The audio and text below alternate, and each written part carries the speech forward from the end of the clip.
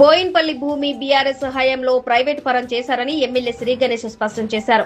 Cantonment board సమావేశంలో పాల్గొన్న ఆయన ప్రభుత్వ భూమి ప్రైవేటు వ్యక్తుల చేతుల్లోకి ఎలా వెళ్లిందో తెలిపారు.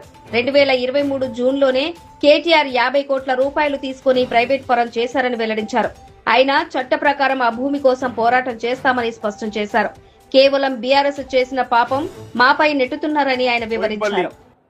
ల్యాండ్ గురించి కూడా బోయిన్పల్లి ల్యాండ్ గురించి కూడా అడిగితే వారు పూర్తి సమాచారం ఇవ్వడం జరిగింది. ఏమేమి జరిగింది, ఎప్పటి నుంచి స్టార్ట్ అయింది. ఇది స్టార్ట్ అయింది 2009 అని చెప్పారు. దాని తర్వాత CCLA ఇచ్చిన తర్వాత మధ్యలో ఆపడం జరిగింది.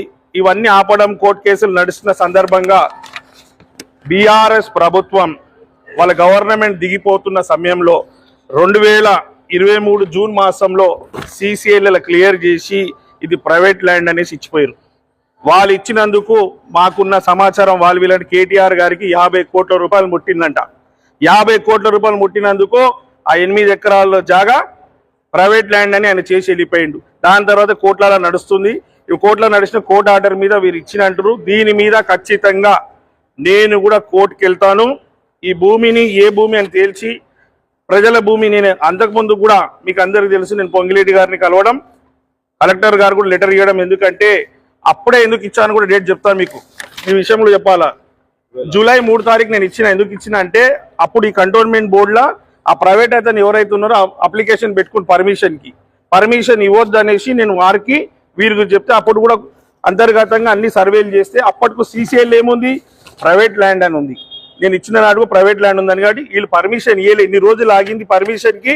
శ్రీ గణేష్ ఇచ్చిన లెటర్కి ఆగింది.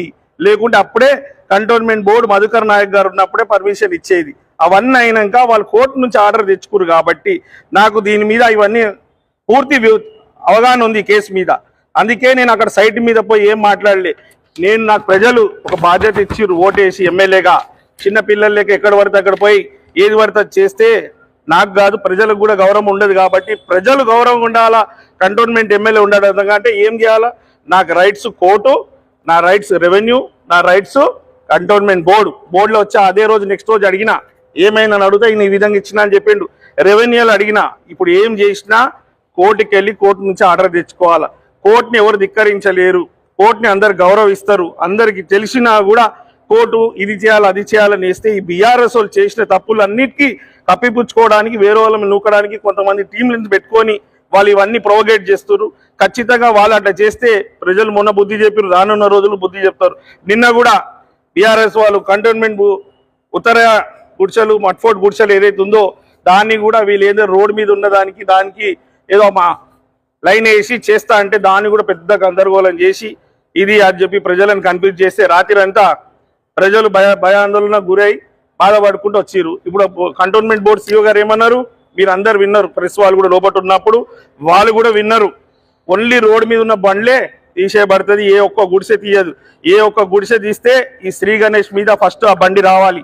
దాని తర్వాత నాలుగు గుడిసె కూడుతుంది. మీ ప్రెస్ ద్వారా యావత్ కంటోన్మెంట్ ప్రజలకు చెప్తున్నా, నాకు మీరు ఒక బాధ్యత ఇచ్చిర్రు, ఆ బాధ్యతగా ఉంటా కానీ అవసరమైన తప్పించుకోను. వాళ్ళ లేక వీళ్ళ లేక డ్రామా ఆర్టిస్ట్ లేక టీవీలు పేపర్ల రావాలని దుంకులాట కాదు. ఇంకోటి ప్రజలను కన్ఫ్యూజ్ చేస్తున్నారు. కోర్టుకు వెళ్తే ఇంతకుముందుకు ఏమైంది, అట్లనే టీవీలలో పేపర్ రానికి 2018లో కూడా కంటోన్మెంట్ బోర్డు నుంచి ఎలక్షన్ నుంచి ఓటు హక్కు తొలగించినప్పుడు కోర్టుకు పోయారు. ఒక రోజు టీవీలలో వచ్చింది, అరే వీళ్ళు వచ్చి అడ్మిట్ చేసిరంటే కేసు. తర్వాత ఏమైందా, ఇప్పటిదాకా ఓటు రాలి. ఆ ఓటు పోవడానికి కూడా కారణం ఎవరు, ఆ రోజు బీఆర్ఎస్ బోర్డు మెంబర్లు ఏం చేసిరు, ఆ ఏదైతే సుప్రీంకోర్టు ఆర్డర్ ఇచ్చిందో ఆర్డర్ని ఇక్కడ ఇంప్లిమెంట్ చేసిరు. బోర్డు మీటింగ్లో రిజల్యూషన్ పాస్ చేసినందుకు. రిజల్యూషన్లో బోర్డులో పాస్ కాకుంటే ఓటు హక్కు తొలగేది కాదు. ఓటు హక్కు ఈరోజు కంటోన్మెంట్ బోర్డు నుంచి 38,000 చిల్లర 40,000 ఏదైతే పోయిందో దానికి కారణం బీఆర్ఎస్ఏ. అదే కాకుండా ఇదే బీఆర్ఎస్ వాళ్ళు బోర్డు మెంబర్లు ఏ పార్టీకి ఉంటే ఆ పార్టీ ఏది చెప్తే అదే చేస్తారు. ఆ పార్టీ ఎవరైతే కేటీఆర్ గారు చెప్పినందుకు అది పోయింది, ఓట్లు పోయింది. దాని తర్వాత మన గాంధీ కమ్యూనిటీ హాల్ ఉండే, అది కూడా కమ్యూనిటీ హాల్ని డంప్ యార్డ్ చేసింది ఎవరు, ఇదే బీఆర్ఎస్ బోర్డు మెంబర్లు, అప్పుడు ఎమ్మెల్యే ఉండే. వారందరూ కలిసి ఆ కమ్యూనిటీ హాల్ని కూడా ఈరోజు డంపింగ్ యార్డ్లో చేసి ఇబ్బంది. బీఆర్ఎస్ ద్వారా కంటోన్మెంట్ జరిగింది ఏమీ లేదు. వాళ్ళ ద్వారా అన్ని నష్టమే. వారు చేసిన తప్పులు వేరే వాళ్ళ మీద నెట్టాలని చూస్తున్నారు. 10 సంవత్సరాల్లో మీరందరు బాధ్యత గల వ్యక్తులు, ఇక్కడ ఉన్న వాళ్ళందరూ చూసే వాళ్ళందరూ రిక్వెస్ట్ చేస్తున్నా, కొత్త రాష్ట్రం ఏర్పడినప్పుడు వారి బాధ్యత కాదా ఇది గవర్నమెంట్ ల్యాండ్ అన్నప్పుడు వాళ్ళు కాపాడుకొని కంపౌండ్ వాళ్ళు కట్టాల్సింది కదా. వాళ్ళు కంపౌండ్ వాళ్ళు కట్టలే, ఏం చెయ్యలే. అప్పుడేమో వాళ్ళకి ఇచ్చేసి ఇప్పుడు వచ్చి డ్రామాలు చేస్తున్నారు. స్వయాన మీకు తెలుసు, మనకు సాయన్న గారు క్యాంప్ ఆఫీస్ కూడా మారేడుపల్లికి ఇస్తే రేమాన్ మటన్ షాప్ పక్కకు అది కూడా కేసులు ఉంది. ఆ కేసు కూడా నిన్న మొన్న ఒక తీర్పు వచ్చింది. తీర్పులు అప్పటి నుంచి నడుస్తూ ఇప్పుడు తీర్మానంకి వస్తే దాన్ని వేరే మీద నెట్టేయాలా, వాళ్ళు దుడుచుకోవాలా. ఇదే పనిలా నేను ఉండను. ఊకే పిచ్చి పిచ్చోళ్ళు మాట్లాడితే నేను జవాబు ఇయ్య, నా జవాబు జనాలకి ఇస్తా. నేను నవ కంటోన్మెంట్ నిర్మాణం చేయాలి కాబట్టి నేను డెవలప్మెంట్ ఆలోచనలు ఉన్నా. వీళ్ళందరూ డిజాస్టర్ ఆలోచన బీఆర్ఎస్ వాళ్ళది. నన్ను కన్ఫ్యూజ్ చేయాలా, నేను డైవర్ట్ చేయాలా. నేను కన్ఫ్యూజ్ కానీ డైవర్ట్ గాను. నాది ఒకటే ఒక లక్ష్యం, కంటోన్మెంట్ ని నవ కంటోన్మెంట్ నిర్మాణం. అంటే ఇలాంటి చిన్న చిన్న విషయాలు కూడా ఒక 1 MGD నీళ్ళు తీసుకురావచ్చు, భవిష్యత్తులో రిజర్వాయర్ తీసుకురావచ్చు, స్కూల్స్ కాలేజ్ అన్ని చేయాలని ఆలోచించు. వాళ్ళకి ఏంటంటే ఏదో వేసేయాలా, ఎంజాయ్ చేసుకుని టీవీలో వచ్చిందా, పేపర్లో వచ్చిందా, సోషల్ మీడియాలో వచ్చిందా, మౌత్ మీడియాలో రావాలా, ప్రజల గుండెలో నిలబడాలని పనిచేస్తున్నా. అందరికి థ్యాంక్ యూ.